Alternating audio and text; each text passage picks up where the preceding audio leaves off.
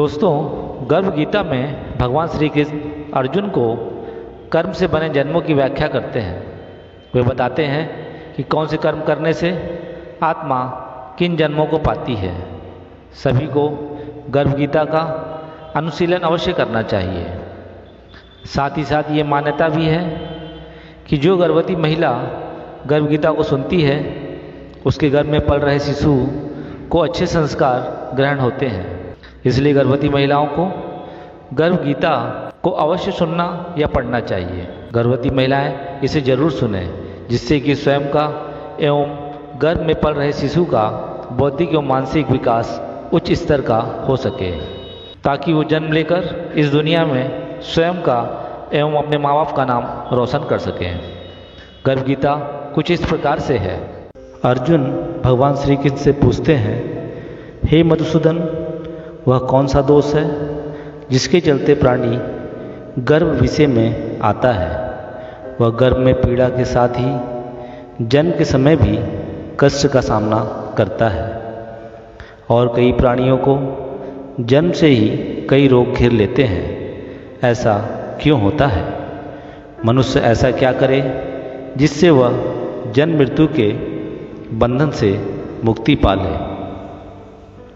भगवान श्री कृष्ण कहते हैं, हे अर्जुन, जो मनुष्य ईश्वरी भक्ति से विमुख होकर सांसारिक वस्तुओं के साथ प्रीत करता है, जो सांसारिक दौलत पाने की कामना करता है परंतु भगवान को भूल जाता है और दिन रात उसके मन की लालसा को पूरा करने के लिए विचार करता रहता है, जिसके कारण वह बार बार अनेक योनियों में पैदा होकर जन्म मरण और गर्भ के दुख को भोगता है।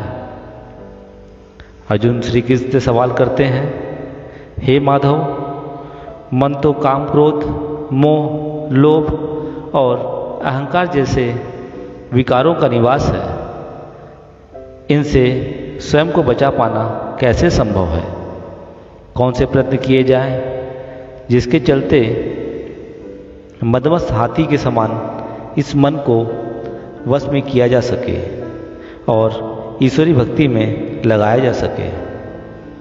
भगवान श्री कृष्ण उत्तर देते हैं, हे कौन्तेय, जिस प्रकार एक मदमस्त हाथी को वश में करने के लिए महावत अंकुश का प्रयोग करता है, ठीक उसी प्रकार मन को वश में करने के लिए ज्ञान रूपी अंकुश का प्रयोग करना चाहिए। ज्ञान ही ऐसा अंकुश है जो मन को नियंत्रित कर बस में कर सकता है। अर्जुन श्री कृष्ण से प्रश्न करते हैं, हे जनार्दन, कुछ लोग आपकी भक्ति करने के लिए वन जंगलों में जाकर रहते हैं, वहीं कुछ सांसारिक मोह माया त्याग कर यहाँ वहाँ भटकते फिरते हैं। ऐसे में कैसे जाने कि आपकी भक्ति का सर्वश्रेष्ठ मार्ग कौन सा है? भगवान श्री कृष्ण उत्तर देते हैं, हे धनुर्धारी, चाहे वनों में रहने वाला हो या सिर पर जटा रखने वाला हो या फिर शरीर पर भस्म धारण करके यहाँ वहाँ भटकने वाला हो, मेरे दर्शन केवल वही पाता है जिसके मन में प्रेम, विश्वास और ईश्वर के प्रति गहरी आस्था होती है। जो मनुष्य अहंकार से भरा होता है, मोह माया में लिप्त होता है, वो चाहे मेरी कितनी भी भक्ति कर ले, उसे मेरे दर्शन प्राप्त नहीं होते हैं। अर्जुन भगवान श्री कृष्ण से प्रश्न करते हैं, हे कृपा निधान, वह कौन सा पाप है जिससे पत्नी मर जाती है तथा वह कौन सा पाप है जिससे असमय पुत्र की मृत्यु हो जाती है और मनुष्य नपुंसक कैसे हो जाता है? हे अर्जुन, जो किसी का कर्ज लेकर उसे नहीं चुकाता, उसकी पत्नी की मृत्यु असमय हो जाती है। उसी प्रकार जो दूसरों की अमानत नहीं लौटाता, उसके पुत्र की मृत्यु हो जाती है।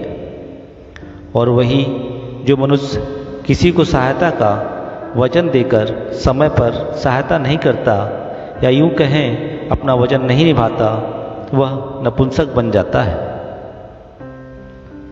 आगे अर्जुन श्री कृष्ण से पूछते हैं, हे माधव, वह कौन सा पाप है जिसके चलते मनुष्य सदा रोगी रहता है, और वो कौन सा पाप जिसके चलते सूकर, कुकुर और गधे की योनि में जन्म प्राप्त होता है। हे अर्जुन, जो मनुष्य अपनी कन्या का मूल लगाता है, उसे बेच देता है या कन्यादान करते समय मूल्य वसूल करता है, ऐसा मनुष्य सदैव रोगी रहता है। वहीं जो मनुष्य विषय विकार के लिए मदिरापान और मांस का सेवन करता है, वह मनुष्य सूकर, कुकुर और गधे की योनि में जन्म पाता है। अर्जुन श्री कृष्ण भगवान से पूछते हैं, हे माधव, आप कई मनुष्यों को ऐश्वर्य जीवन, उच्च स्तरीय रहन सहन, स्वर्ण आभूषण, सारी सुख सुविधाएं प्रदान करते हैं, और किसी को स्वरूपवान और किसी को कुरूप बनाते हैं, ऐसा क्यों होता है? भगवान श्री कृष्ण उत्तर देते हैं, हे पार्थ, जो स्वर्ण का दान करते हैं उन्हें ऐश्वर्य जीवन की सुख सुविधाएं प्रदान करता हूँ। वहीं जो मनुष्य अन्न का दान करता है उन्हें स्वरूपवान, और जो संतों की सेवा करते हैं उन्हें ज्ञान और पुत्र प्रदान करता हूँ। अर्जुन श्री कृष्ण से प्रश्न करते हैं, हे प्रभु, किसी को धन बिना परिश्रम के ही मिल जाता है और कोई सारी उम्र निर्धन बना रह जाता है, ऐसा क्यों होता है?